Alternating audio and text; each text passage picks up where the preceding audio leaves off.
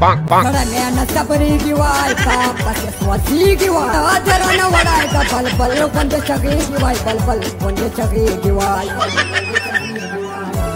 یلکه د چرګانو هلو ډیزل خانه دا راته ووایي دا چا پسې زړه درځېږي براقېږي او شوډکېږي دا ولې داسې در باندې تندر راپرېوتی دی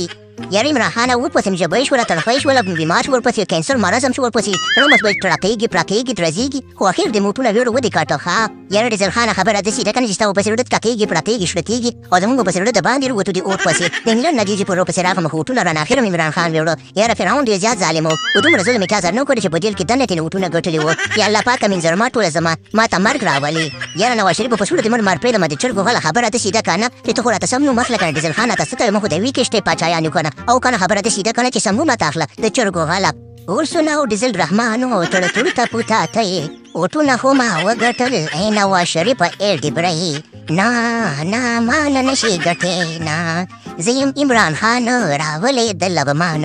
او که نه اخر مې در سره وکړو لغمان چلو